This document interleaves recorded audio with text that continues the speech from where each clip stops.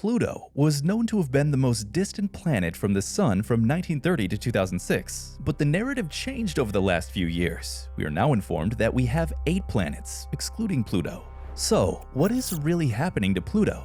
The first thing to know is that unlike many people's imagination, Pluto is still part of our solar system, but no longer considered a planet. Despite that, it has not ceased to attract the attention of astronomers, as it's the first object and largest celestial body in the Kuiper Belt, the region beyond the orbit of Neptune. The idea of Pluto being in existence was first suggested by an American astronomer named Percival Lowell in 1905. The astronomer noticed a strange deviation in how Neptune and Uranus orbit and suggested that there might be another planet where gravity is dragging Neptune and Uranus and distributing their orbits. Unfortunately, Lowell died 15 years after the discovery. In 1930, Pluto was eventually discovered by Clyde Tombaugh based on Lowell's prediction and that of other astronomers. An 11-year-old Venetia Burney of Oxford, England, suggested the name of this newfound planet. Although she urged that the planet be named after the Roman god of the underworld, we can agree that the name is appropriate because, just like God, the planet is located at the apex of the solar system. What her grandpa and his friend, who is an astronomer, find remarkably interesting about the name Pluto is that the first 2 letters were the initials of Percival Lowell's name. Pluto is far from the sun, and it takes more than 5 hours for the sun's light to reach it. This sun's light travels at around 300,000 kilometers or 186,000 miles per second.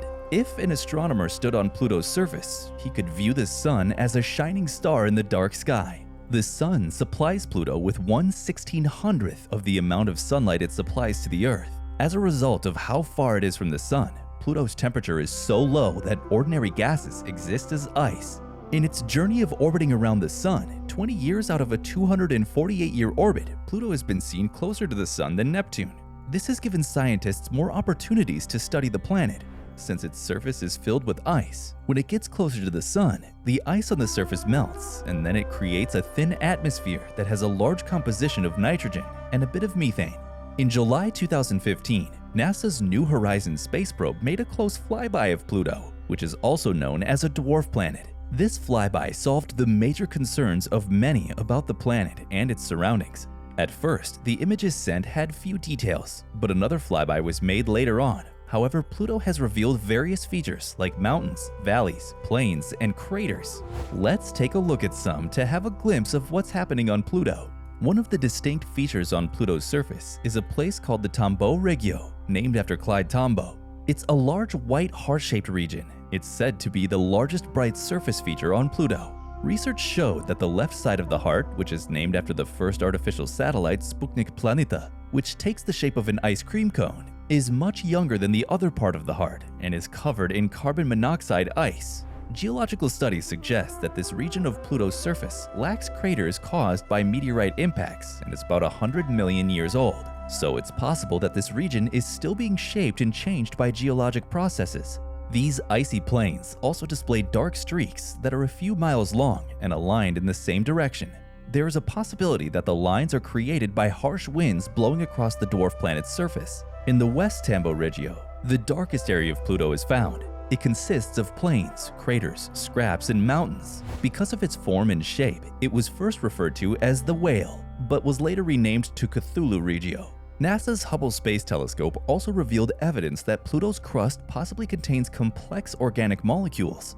In the images sent by the New Horizons probe, this dwarf planet shows a white surface, but if we see it in much more detail, we find peaks of what look like mountains. After much analysis, it was concluded that these peaks are cryovolcanoes. A cryovolcano is a volcano that erupts with ice and other materials like ammonia. Just like we have lava volcanoes, there are ice volcanoes on Pluto. This type of volcano has been seen on some planets also. For example, on the moon of Saturn, Enceladus, this type of cryovolcano has also been observed. One thing that is of concern about this is that volcanism can only arise if there's a heat source driving the eruptions. On Earth, volcanic eruptions are caused by the radioactive decay of the planet's core. A volcanic eruption occurs when the Earth's internal heat pressure rejects lava and accumulated gases. Another way volcanic eruptions can occur is by gravitational pulling caused by another larger body. So, the big question is, what produces the eruptions on Pluto? After much research, the only explanation scientists provided is that the heat produced by the eruptions on Pluto could come from within some bodies in the solar system, such as Europa or Enceladus could also have this type of ocean,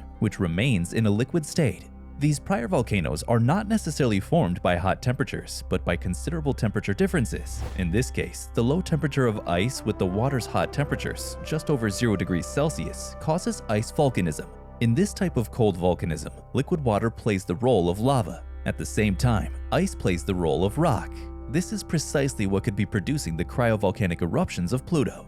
It's still being determined if cryovolcanism is still active on Pluto or if the exotic ice volcanoes have become dormant. If it's still active, it will strengthen the possibility of finding a liquid ocean there, and maybe life too.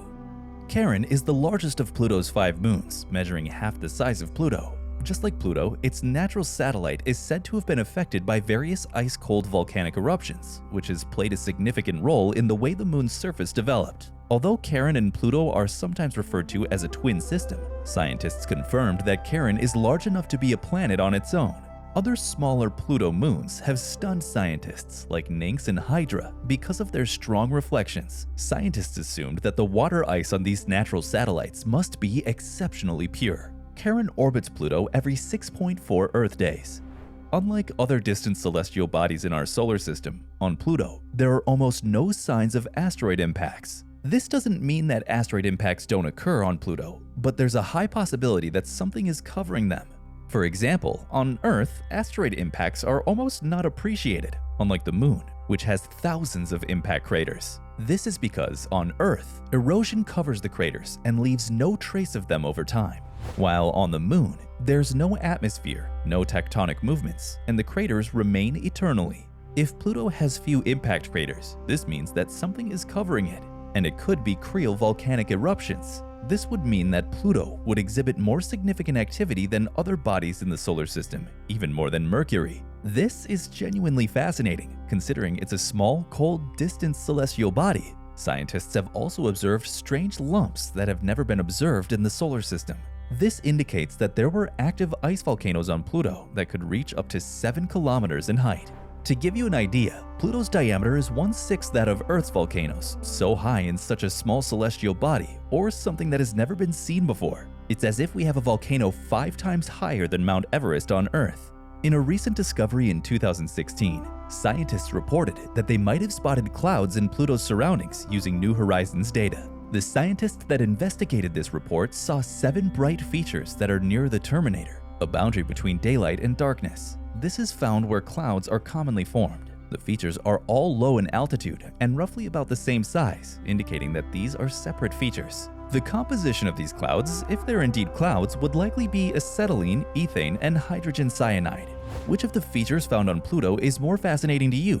Kindly let us know in the comments section. And if you like this video, don't forget to like it and subscribe to our channel for more interesting videos.